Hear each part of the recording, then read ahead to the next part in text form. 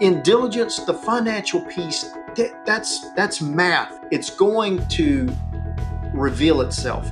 It's either going to be what it is that you've said it is, or it's not, and we'll work it out somewhere in between. But the cultural game is the art. That's the finesse piece that you just kind of got to size it up. You got to trust your gut. You got to make sure that, a lot of the things that we believe in here and our core values that we can see the resemblance of what we have here in the organization.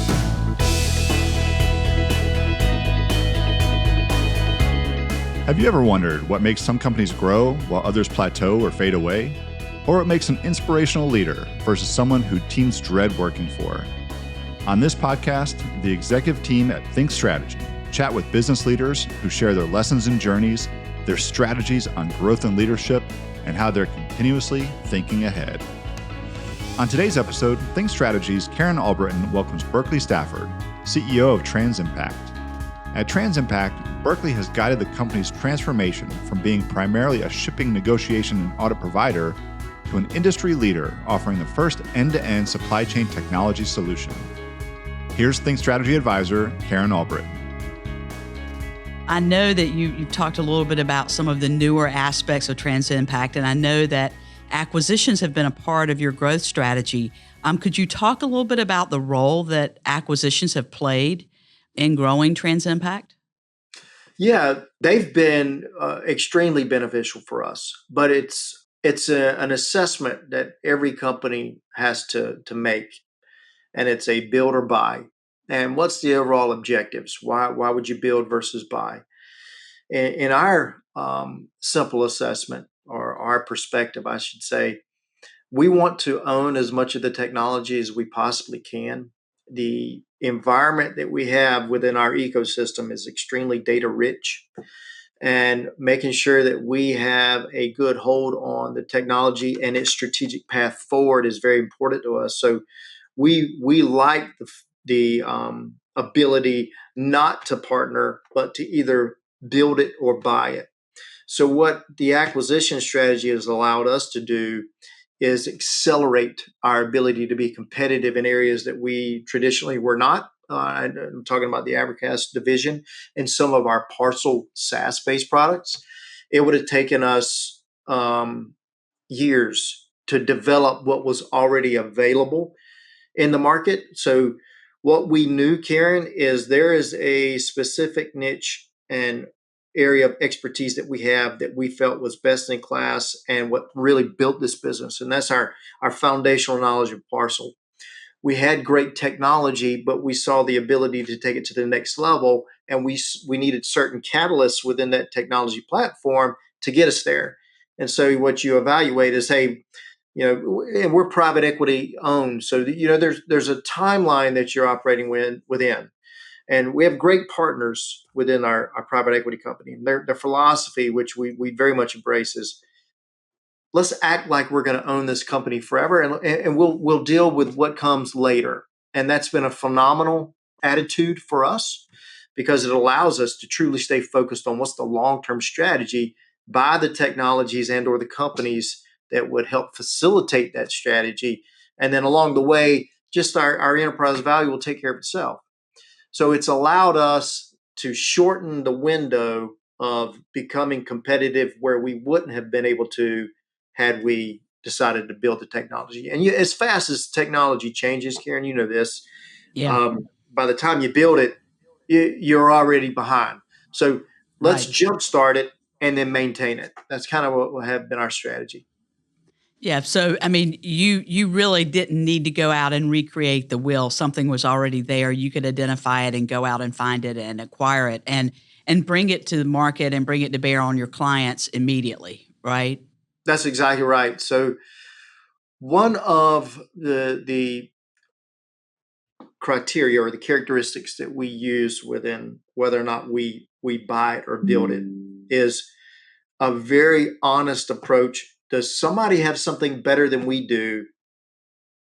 Then let's not try to replicate and copycat. Let's go see if we can join up forces. And that's what we did when we bought Vision. They had a very advanced parcel analytics platform that was very new to the market. It was in its infancy within their company, but it was a lot of the things that we were doing that it was either not as powerful or that we wanted to do, and it was on the roadmap. So that was a great pairing to say, hey, look, we can advance what we're trying to do 2 years, and we would love to do that. Let's join forces. So it's not as simple as I'm describing, but certainly that is the broad stroke characteristic of why we would do it. Yeah. Well, I wonder if you could talk a little bit more about what you look for when you were looking at companies to partner with or companies to acquire. The first thing, kind of our litmus test, there has to be a cultural fit. If there's not a cultural fit, it doesn't matter how good the technology is, it's just not going to work. Something's going to be lost, and it's probably going to be moderate to significant, either in the human talent that we get through that. It could be clients, it could be leadership. And when you're looking at acquiring a company, you're looking at the leadership to stay on board and help you. An accumulation of talent that you get through acquisitions is very important, but it'll never work if you don't have the appropriate culture. So culture is a big one. That's kind of the first pass. Then secondly, we're looking for maturity in areas that we don't have it, both in skill set and technology. So for lack of a better way to say it, and I do enjoy saying this, when we hire somebody new or we buy a new company that can help us, we're looking for gap fillers. And that's how we view our leadership team. I've got my strengths and weaknesses, and the weaknesses, that's the gaps I need to fill, and I surround my people that can fill those gaps with me. We look for the same in companies. Where can they help us populate an area of weakness or an area to gain a competitive advantage? Now, those gap fillers, I mean, I would imagine that sometimes you find some gap fillers, but they're not ready to be acquired. Have you come up against that in the past? Oh yeah, when several times. Um, and that's okay. We've been really hard pressed in pursuit of companies we really would have loved to join with TransImpact, but they just weren't ready yet. And you know what? That's a telltale sign that you can influence the ability to bring them to the table and potentially close a deal. But if they weren't ready, eventually that's going to come to fruition and surface its ugly head. And that's not what we want either. When we pursue a company, we want them to be at a point where they either see the 2 + 2 = 5, we're better together, or they are at a point in their careers where I've taken this, I've enjoyed the legacy I've built, I like your culture, and I think you're going to take care of my people and take it to the next level.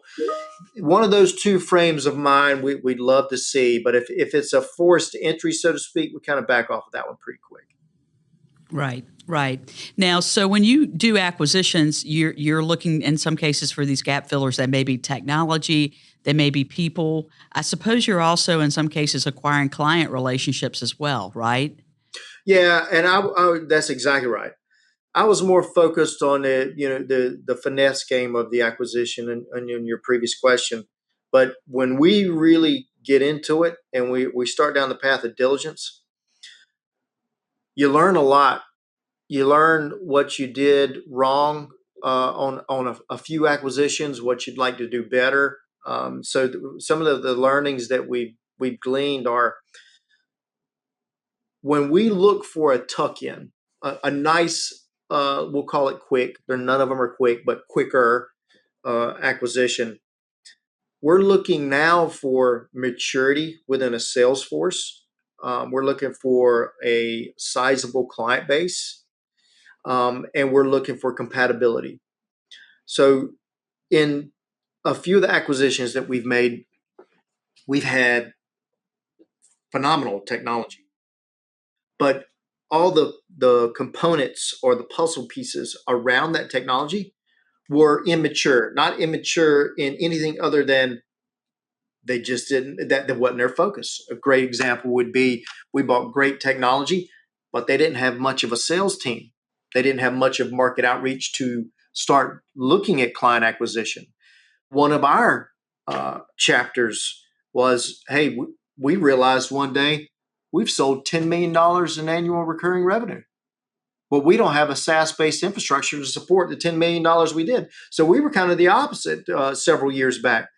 We were a sales forward thinking machine and could sell our butts off.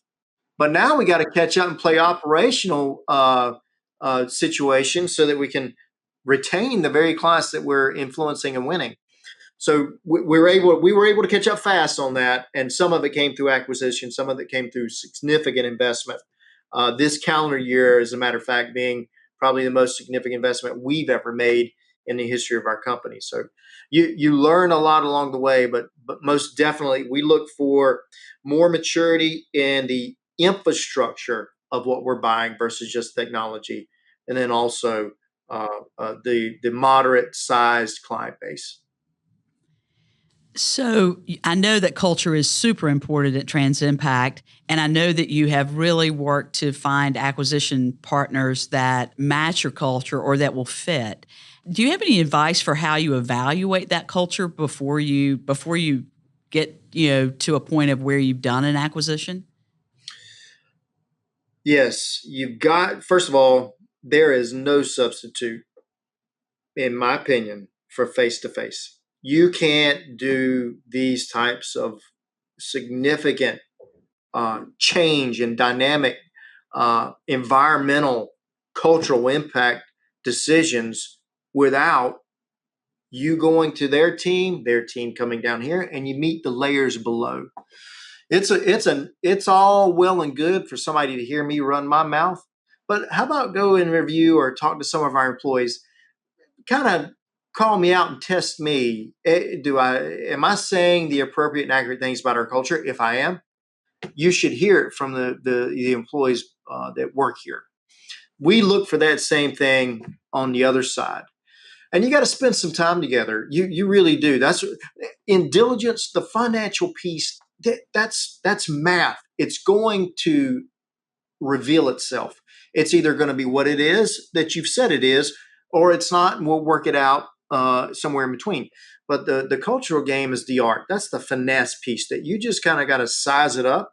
You got to trust your gut. You got to make sure that, a lot of the things that we believe in here and our core values that we see, whether or not they call them the same, we can see the resemblance of what we have here in organization. But you got to meet several times. You got to break bread, go out to dinner.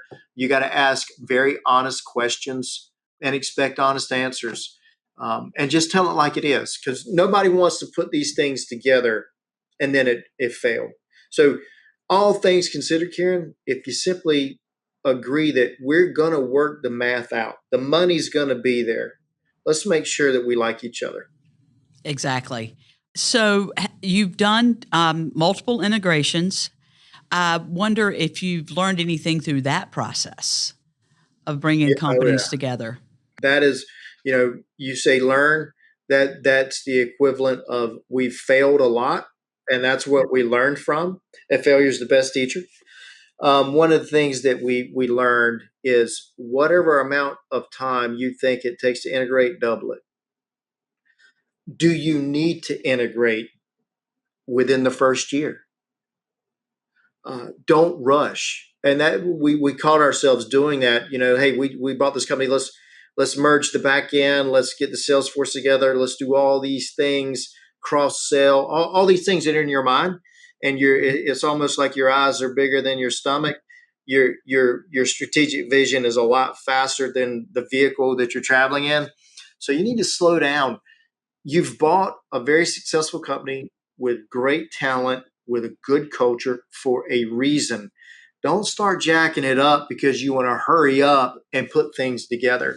That's probably the biggest learning, is don't overwhelm it. The second one I'll tell you, you look for culture similarities, but the culture's different. Whoever we buy, as good as the culture may be, it's not ours. It's going to be different. So you got to be very careful.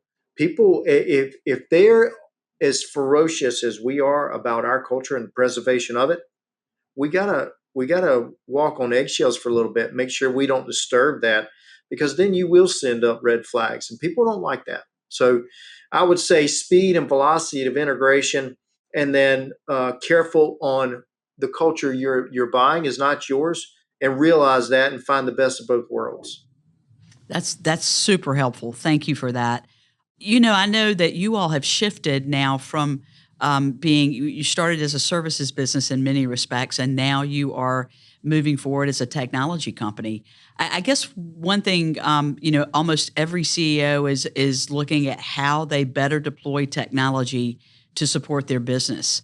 What advice would you give CEOs today on how they can best leverage technology and tap into it as they are driving their business forward? Man, what an appropriate question in the date and times of artificial intelligence. So there's a lot of hype on AI, and I don't want to just focus on that to answer your technology question. I'll talk about it internally and externally. Let's focus on internally first. On the Abracast side of our company, we have a suite of Abracast analytics.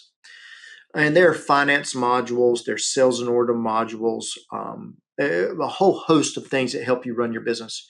We are consumers of the very technology that we sell in the market. So the first thing that I would say is, if you have that capability, make sure you're doing it. That you're your own case study. You can sell it 10 times better because you use it every single day, and we do. When it comes to new technologies for efficiencies gained internally, that is something that I think is neglected especially within the technology companies.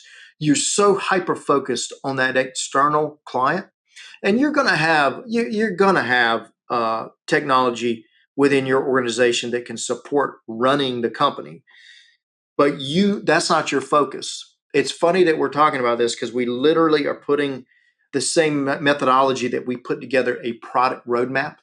We are putting together an internal project roadmap in every department within our company. How can we better utilize technology to make us better, to make us more efficient, more competitive, do it faster, do it more accurate, do it better? This is the first time in our company's history that we're doing that. So that's kicked off. AI is a big part of that, but more on the customer focus side. There's so much hype around it. Some of it's garbage, for sure, but some of it has significant use. A good case study for us that just kind of won us over. We're going to take all of the data we have in our company from our CRM and Salesforce, or HubSpot, excuse me. We're going to take it in Jira platforms and Confluence, all these platforms that we're documenting, and our SOWs live, and our SOPs live, and our contracts live, and we're going to create this library. Then we're going to use these large language models like ChatGPT, and we're going to use it to simply, instead of digging and finding and trying to slice and dice, we'll simply ask questions and get answers. That's one of the ways that we're using it internally. It's going to take a year or so to train it, but we're down that path. Externally, to leverage the technology, what we've learned in a great learning environment, I should say, you have got to have a operational infrastructure that is hyper focused on retention. If you do that and you've got that, you'll get all the market feedback you can possibly stand to send it over to product management and constantly have a very current pipeline to improve your product. The customer knows you're caring. They know that you are very interested in the user experience, and is it delivering the result they expected? Ultimately, are you getting the value for what you pay for? If you are, you're going to retain them. The retention value that you get is going to be well served in the future product enhancement. So we leverage it more for retention and internal efficiencies than we do anything else. So internally, you are across the enterprise challenging everyone to say, how are we going to use technology to be better, to deliver better, to be more efficient, to do better work? And then externally, you are really looking to the market. and to your customers to say, help us continue to improve our products and our technology for you. That's exactly right. We're in love with our products. Of course, we're going to think they're the best in the world. We need somebody to tell them, you could do better here. So yes, absolutely right. One other question regarding technology, and specifically as so many companies and individuals are looking at using machine learning and AI, one of the areas that we're hearing more about is governance, is how you govern how that's using. Or could you talk a little bit about that in your experience with working with clients and just how you're governing how people are deploying these new tools? That's a great question.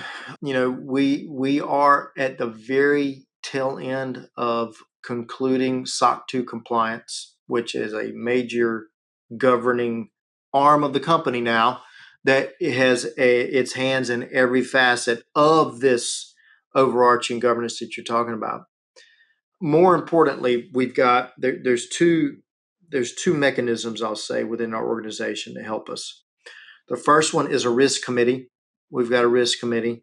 The second one is a monthly meeting where all department heads get together to prioritize what's the technology releases that we're going to make both externally and internally.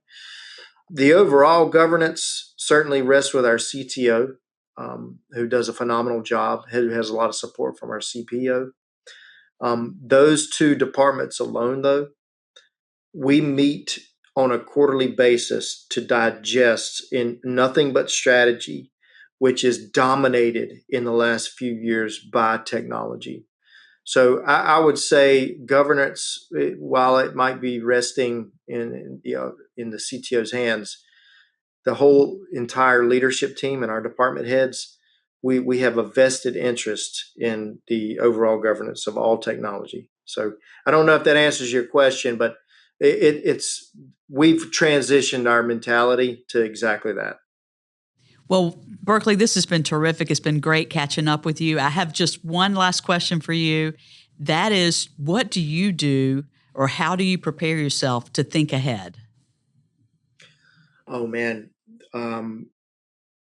In the past, we talk about this quite a bit. So we have quarterly strategy meetings and then an annual meeting that's 2 days, and all we focus on strategy. That's not unique. I'm sure other companies do that. What we try to do, and we constantly are asking ourselves to be better predictors. What is the macro environment going to do? Where does our technology have to pivot? How do we have to address our market? Has the market changed? And it does in supply chain. Supply chain cyclical. You've got to pay attention to that. So how do we think ahead is absolutely putting a pretty strong focus on predicting. And look, we're not going to bat 1,000, but we're better than the average bear, I'll say. We do predict well. We're predicting better each and every year. Our forecasts are getting more accurate each and every year. A lot of that's technology, a lot of that's talent. But the way that we think ahead is looking at the overall competitive landscape, applying the macro environment, and then predicting the best we can of how we stay competitive. Terrific. Well, this has been just wonderful. Thank you so much. Thank you for joining us on this episode of Think Ahead. We hope you've gained some valuable insight and inspiration to propel your business forward. Remember, success is not a destination but a journey, and Think Strategy is here to help you every step of the way. Visit thinkstrategy.com. That's THINC strategy.com for more info. And for more of this podcast, press the follow button and share with your network. This podcast is edited and produced by Earfluence. Thanks for listening, and we'll see you again soon on Think Ahead.